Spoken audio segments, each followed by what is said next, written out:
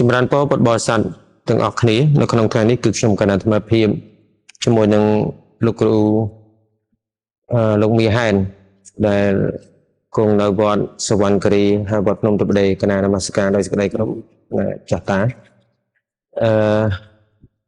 រយៈមុននេះកណាមកជាមួយនឹងមន្ត្រីធម្មការនិងសាសនាបានមកដោយចៃដន្យទេដោយលោកឪបានឃើញដំណើរដែលខ្ញុំកណាមកណាជាមួយនឹងខាងមន្ត្រីនិងធម្មការនិងសាសនាទៅក៏ស្រាប់តែជួបដំណឹងដោយចៃដន្យដែរពាក់ព័ន្ធនឹងផ្ការរន្ទះឬក៏ថាភ្លើងរន្ទះបាញ់នឹងតែម្ដងបើមួយទៀតហៅថារន្ទះបាញ់តែម្ដងគឺចំព្រះពុទ្ធរូបអង្គធំយើងចំកណាហើយកណាក៏បានថតខ្សែផ្សំពី NVI ទៅក៏យកទៅផុសហើយកណាក៏បានភ្ជាប់នឹងការអំពាវនាវពាក់ព័ន្ធនឹងប្រសិនបើមានញាតិញោមពុទ្ធបរិស័ទណាគាត់ជួយផ្លែការពាររន្ទះលើព្រោះឃើញញោមនៅខាងលើហ្នឹងគាត់បានធ្វើឆ្នៃស្ពាន់តែគាត់ឆ្នៃហ្នឹងវាមើលទៅវាមិនអាចធានាសុវត្ថិភាព 100% ទេហើយនៅពេលដែលខ្ញុំកណាផុសក៏ព័ត៌មានហ្នឹងវាលេចលឺខ្លាំងដែរណាមានន័យថាអ្នកទទួលព័ត៌មានហ្នឹងក៏ខ្លាំងដែរហើយអ្នកខ្លះគាត់លើកឡើងថាពាក់ព័ន្ធនឹងបញ្ហាហ្នឹងវាពាក់ព័ន្ធនឹងការធ្វើព្រះមិនបានមើលដីជ័យភូមិអីចឹងណាមិនបានមានធ្វើពិធីសុំម្ចាស់ទឹកម្ចាស់ដីហើយអ្នកខ្លះលើកឡើងពីបញ្ហាពាក់ព័ន្ធរហូតដល់បន្ទោសដល់របបការគ្រប់គ្រងអីចឹងទៅអ្នកខ្លះវាហោហែមតិរបស់ញាតិញោមបងប្អូនខ្ញុំអាត្មាភាពបានមើលទាំងអស់ហើយក៏មិនបានលើកឡើងឲ្យវាពាសពេញបាតណាបាតណីដែរគាត់ថាសំទឹកចិត្តញាតិញោមបងប្អូនថារាល់មតិរបស់បងប្អូនយ៉ាងណាក៏ដោយវាជាមតិរបស់បងប្អូនប៉ុន្តែបញ្ហានេះវាជាករណីធម្មជាតិណាក៏មានញាតិញោមបងប្អូនខ្លះគាត់និយាយពីរឿងធម្មជាតិដែរធម្មជាតិអញ្ចឹងតើអ្វីដែលយើងអាចជួយធ្វើទៅបានកត្តាទី1គឺខ្ញុំកណាចង់មកលំអិតពាក់ព័ន្ធនឹងបញ្ហារន្ទះបាញ់នេះខ្ញុំកណាចង់ដឹងជាលោកយើងកសាងពុទ្ធរូបនេះប្រើដែលហើយរួចរាល់នេះយកពេលប្រហែលឆ្នាំឡើយតាំងពីនៅមួយឆ្នាំបានគិតតែពីសម័យ COVID មកសម័យ COVID មកតាំងពីហ្នឹងមកយើងមិនទាន់ជួបករណីរន្ទះបាញ់ទេអត់ទេហើយយើងក៏មិនបានត្រៀមរឿងផ្លែការពីក្រុមតែបានត្រៀមដែរអត់ហើយចឹងករណីនេះវាជាករណីដែលយើងមិនអាចមើលឃើញតែធម្មជាតិនឹងអាចផ្ដល់ឲ្យយ៉ាងណាយ៉ាងណីហើយខ្ញុំកណាក៏បានឃើញបញ្ហាខាងលើហ្នឹងបំណងរបស់ខ្ញុំកណាទី1លំអិតពីបញ្ហាហ្នឹងហើយនឹងអំពាវនាវឲ្យញាតិញោមដាក់ផ្លែរន្ទះហើយខ្ញុំកណាក៏មិនដឹងថាតម្លៃប្រមាណទេវាចូលខ្ទង់ពាន់ទេគាត់ថាយើងគ្រាន់តែមានកម្រងចាស់តែលោកញាតិញោមចូលរួមនឹងទី1ទី2ពាក់ព័ន្ធនឹងខ្ញុំកណាមកហ្នឹងឃើញលំចាស់តាបានចាក់សាមនៅជុំវិញព្រះវិហារយ៉ាងនេះក៏ខ្ញុំកណាក៏ភាសាមួយល្អទៅក៏យើងគិតថាសម្រាប់ខ្ញុំកណានឹងចូលរួមផ្សព្វផ្សាយនឹងគៀងគរមួយចំនួនកណាចង់សួរបន្ថែមពាក់ព័ន្ធខាងក្រោមនេះលំអិតជាមុនសិនមុននឹងយើងឡើងទៅដល់ខាងផ្នែកព្រះអង្គធំខាងលើវិញលំចាស់តាពាក់ព័ន្ធនឹងការចាក់សាមជុំវិញព្រះវិហារនេះចាស់តាជួយលំអិតព័ត៌មានតិចមកតើកម្រងនឹងត្រូវការប្រមាណការ៉េ1ការ៉េប្រមាណអាចមុនសម្រាប់ពលញាតិញោមពុទ្ធបរិស័ទបន្តិចពាក់ព័ន្ធនឹងបញ្ហាហ្នឹងនមស្ការថ្វាយបង្គំទៅណាក្នុងខ្ញុំបកណាហ្នឹងទៅណាបខុต็មហែនរូសោតឆ្វេងនៅវត្តសវណ្ណគិរីភ្នំទិបដីយើងនេះឯងអាត្មាក៏ឃើញថាពេលដែលហែអង្គធិនទានអីវាសិតតែថ្មអញ្ចឹងឃើញថាដើរចំពុបជើងអញ្ចឹងឲ្យជាងចាក់សាបទៅតែ1ការ៉េ44000 1ការ៉េ44000កម្រាស់8ហ៊ុនซึ่งមានញាតិញោមមានសទ្ធាចេះស្នាចូលចាប់អ្នកផលកុសលទៅមុខក៏មានតាមនឹងមកតាមលោកគ្រូអីវ៉ាន់នេះក៏បាននេះឧបជាអាត្មាណាហ្នឹងណាតែហើយអាត្មាក៏នៅវត្តភ្នំលោកនៅវត្តក៏កន្លងអញ្ចឹងបើញាតិញោម trong chập miệng phò ấy có nông vật tê cào vật tê ấy nè na có chơi mà cho đuôi chập miệng phò một vẽ cái chân đài cái này tê mà xong cái brand po nhóm hỏi lục ru lục miền vô hà tiếng mà tàu chạy tê chẳng mùi cà rê nó cứ buồn mớn vì buồn bẩn buồn mớn buồn pọn nên mà dân mà đập lá buồn bẩn nào kia thì nó việc này cái này chúng ta video này đang sai thì đo nhiệt nhôm cụp từ tì cái lấy bị pro nông bát đế nè ná có score đây nè nông pin nè bật bóng khai trên dưới cái hai tập nông tập bát đế này hay về bồn chỉ sẽ bồn cái thân là tiền cọ mà đâu nương là bay là bay so sai thôi mà được màu trà nó hay nhiệt nhôm có score trà nó có chia đầm bón là độ sao đi nhiệt nhôm class nó cao vật tế lỡ chẳng là ní về chuyện đòi nhiệt nhôm chết tha lục bị khổ tầm hèn để chỉ cru sốt chuối những lô cùng pung tai tổ tua kịch ca nghề muối chỉ muối nâng vào ông cru trao ở Attica chạ sạp trong vinh pre vị hi cha đó nữa vinh pre vị hi cha đại muối cái đấy mà nâng buồn mớn buồn pon bởi sân chỉ cực chỉ bạ đô la vì mà nâng đập muối đô la nâng muối cái đấy cái này ấy tây cả la từng muối là chỉ cầm rốngประมาณ cái này đại lẩu cái nào cả phải vừa gần chả trâu nhẹ nhõi vừa này nó vừa mà pần chiếng mà pon cái này chiếng cái nàoปันเป็นปัจจุบันนี้เอาไว้ได้ตัวบานนึงประมาณกระไรหายขณะตอนบานเบื่อตอนบานปกติแต่ไอ้มัน70%หรือก็40%នៅឡើយនេះកម្រងនៃចង់ចាក់ហ្នឹងបែរហើយជា90%ហ៎caoហើយចឹងមានន័យថានៅសល់តែ10%ទេមានបំណងកបរិវេណខាងមុខនេះទៀតខាងនេះអត់ទេតែត្រឹមតែในใจចឹងមានន័យថានៅតែ10%ទេចឹងញាតិញោមរឿងប៉ុននេះរុះរាន់តនកាលពេលវេលាពួកអ្នកស្រុកភ្នំបដេចូលរួមច្រើនដែរហើយលោក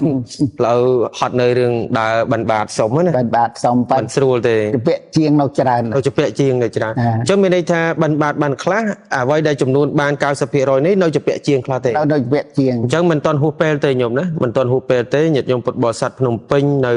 ខេត្តបាត់ដំបងនៅសហរដ្ឋអាមេរិកប្រទេសបារាំងញូហ្សេឡែនណាបារាំងកាណាដាអីដែលជាអ្នកស្រុកនៅភ្នំបដេមានអនុស្សាវរីយ៍អាចតំណាក់តំណងមកខ្ញុំគណៈអាត្មាភាពមកហើយខ្ញុំគណៈអាត្មាភាពនឹងរួមផ្សំជាកញ្ចប់ថវិកាមួយប្រសិនបើញាតិញោមបានចូលរួមនាំមកប្រគេនដល់លោកម្ចាស់តាដើម្បីឲ្យលោកម្ចាស់តាដោះស្រាយការចាក់សាបនៅលើព្រះវិហារនេះអញ្ចឹងបញ្ហានេះគឺសង្ឃឹមថាញាតិញោមពុទ្ធបរិស័ទនឹងមានការចូលរួមជាមួយនឹងខ្ញុំគណៈអាត្មាភាពអញ្ចឹងប៉ុណ្ណឹងហើយពាក់ព័ន្ធនឹងកិច្ចការងារលម្អិតខាងលើបន្តិចខ្ញុំកណាក៏ចង់ដាក់បើថាក្របការពីរន្ទះល្អកណាតើល្អមានប្រតិយ៉ាងណាដែរកណាល្អកណាជួយតិអកណាអត់មានហើយកណាឃើញដាក់បកគោសូឡានៅខាងលើរឿងតូចដែរកណាចង់មានបំណងថាប្រសិនបើមានញាតិញោមគាត់ជ្រុំជ្រែងយើងដាក់បង្គោលធំណាបង្គោលធំដៃយ៉ាងហើយក៏មកទឹកជាងណាកណាយើងមានមកទឹកប៉ុន្តែយើងដាក់ពីខាងក្រោមមកទឹកជាងមករហូតដល់ចុងហើយមកទឹកទៅ8ហ៊ុនឲ្យខ្ពស់ព្រោះព្រះអង្គដូចជាកម្ពស់រហូតដល់20គាត់ណា20ម៉ែត្រអញ្ចឹងបើយើងដាក់កម្ពស់ទាបក៏មិនកើតដែរយ៉ាងហោចណាស់កម្ពស់នៃផ្លែការពីក្រមទេ25ម៉ែត្របានសមហើយជាប់តាក់ទងនឹងដៃដែលដាក់សូឡានៅខាងលើខ្ញុំកណាគេឃើញក៏តូចដែរហើយបានឡើងទៅឃើញថ្ងៃដែលយើងកណាឃើញហើយយើងដាក់ខ្សែលួសនឹងយេតយោងមើលទៅវាអត់សូវស្អាតណាបើសិនបើយើងមានថវិកាយើងទិញដៃអាកម្រាស់ខ្លាំងមកហើយយើងធ្វើគ្រឹះឲ្យស្អាតមកយើងដាក់សូឡាដែលបំពាក់លក្ខណៈបច្ចេកទេសល្អជាងហ្នឹងចឹងខ្ញុំកណាក៏អំពាវនាវរួមផ្សំគ្នាដែរថាញាតិញោមនឹងបានចូលរួមពាក់ព័ន្ធនឹងបញ្ហារន្ទះបាញ់ចំប្រកេះរបស់ព្រះពុទ្ធអង្គធំនៅលើភ្នំបដេនេះសម្រាប់បតីរបស់លោកឪមានបតីយ៉ាងណាដែរគិតថាយ៉ាងម៉េចគិតថាមានបតីខ្លះថាវាជាករណីដែលថាធ្វើមិនបានក្រុងប៉ូលីមិនបានសុំទឹកម្ចាស់ដីខុសមាត់ខុសកឬក៏យ៉ាងម៉េចល្អមិនមែនទេធ្វើនឹងក្រុងប៉ូលីក្រុងអីចឹងបាត់ដល់កណាច្បាស់លាស់តើបានឃើញពីការកសាងតាំងពីដើមទៀតកណានេះណែកសាងនៅខាងអូស្ត្រាលីទេណែឥឡូវនេះសំឡេងគេកំពុងបុកដីគេបុកដីអីទេឲ្យលឺខ្លាចទៅបញ្ជាក់ថាយើងកំពុងតែនិយាយនេះ សកម្មភាពខាងក្រោយហ្នឹងក៏ជាសកម្មភាពកំពុងចាក់សាបដែរ ណាកំពុងចាក់សាបទៅស្រាមពីមួយថ្ងៃទៅមួយថ្ងៃហ្នឹង ចាក់សាបទៅលើផ្ទះដែរ ហើយលោកឪមួយថ្ងៃនេះមិនសូវបាននៅគាត់ទេ អត់ទេ គឺតិចឡើងមកលើគាត់ណា ចាប់វិញ ឥឡូវលោកឪបន្តបញ្ជាក់រឿងនៃការកសាងក្រុងបលីអី ក្រុងបលីតាសុំអីខុំអីឡើងមកក្រុងបលីពីដើមអូធ្វើផ្លូវហ្នឹងទៅណោះអីទីនេះណោះឲ្យអីគេកាយណោះធ្វើអីកពូភ្នំណា កណែ ដល់នឹងទៅឡានឡើងទៅរួចដឹកអីរួចណាក៏គេសុំធ្វើទៅនឹងទៅហើយគេថាធ្វើទៅ យ៉ាងមានន័យថាកម្រងដែលចង់ធ្វើហ្នឹងមិនមែនធ្វើចំណុចទៅនឹងទេ មែនទេ ចង់ធ្វើដល់លើទៀត ដល់លើណោះកាយរួចតើកន្លែងបលាំងហ្នឹងកាយហើយក ណែ ដល់ឡានយើងអត់ចាក់សាបទេឡានវាឡើងទៅវាខៃដីពោនោះចឹងគេសុំធ្វើឡើងហ្នឹងធ្វើដៃហ្នឹងគេធ្វើទៅមិនស្អីតែកន្លែងហ្នឹងណាកាយទៅមានឆ្នាំងប៉ុណ្នេះឆ្នាំង មានឆ្នាំងទៀត ឆ្នាំងស្អាតណាឆ្នាំង ចុះឆ្នាំងហ្នឹងទៅណា ឆ្នាំងហ្នឹងទៅណាទៅឆ្នាំងហ្នឹង អូ ឆ្នាំងដូចស្ពឿនចឹងឯងឆ្នាំងស្ពឿនហ្នឹង ដូចឆ្នាំងគេដាំបាយ ហ្នឹងឆ្នាំងដាំបាយហ្នឹង កណែ មែនទេមកពីដូចថាលោកមួយថាយើងអត់មានអាស្រ័យកម្ពុជាការពារ ពីណា កណាក៏មិនទៅដឹងដែរដល់ ចាំមតិគេមួយទៀតគេថាអាចមកពីខុសមាត់ខុសកអីមិនដល់គិតថាយ៉ាងម៉េច កណាបដិសេធណារឿងខុសមាត់ខុសកមាត់យើងមាត់ច្រើនមនុស្សចេះតែនិយាយទៅបើថាអីកម្ពុជាការពារដាក់កម្ពុជាការពារហ្នឹងធានាសុវត្ថិភាពអញ្ចឹងណាកណាយល់ទេនេះកណាធ្វើរូបកណាទេកណាយល់ ដូចវត្តខ្ញុំកណាទៅពីខ្ញុំកណាទៅនៅកោះកឡោវត្តខ្ញុំកណាបាញ់7 ដងទៅ ណោមើល 7 ដងនឹងអស់ដើមស្វាយអស់ដើមអស់ដើម7អស់ដើមត្នោតអស់ដើមចន្ទគិរីអស់បច្ឆានៅតែគាត់គ្រូចៅអធិការសប្ងៃតើមិនបាញ់ទេឡើយ ចុះនឹងខោអីខោមាត់ដែរ អាហ្នឹងមិនថាខោអី យើងមានស្អីការពារនឹងអីទេកណាយ អត់មានប្រព័ន្ធកិច្ចការពារគង់មានថ្ងៃណាមួយអាចប៉ះទង្គិចដល់ជីវិតរបស់ញោមប្រសង់និងអ្នករស់នៅណា ណា និយាយត្រង់ញាតិញោមគឺបញ្ហានេះគឺប្រព័ន្ធការពារវិទ្យាសាស្ត្រនេះសំខាន់ណាស់យើងមានប្រព័ន្ធមួយប្រព័ន្ធជំនឿដែរជំនឿយើងខ្លះវាកុំចោតប្រកាន់ពីអរុក្ខរៈអ្នកតាខំមកខុសមកទេមិនអញ្ចឹងមានន័យថាលោកឪកាន់សិលនៅវត្តនេះមិននាំឲ្យចង្រៃព្រះអង្គឬក៏មិន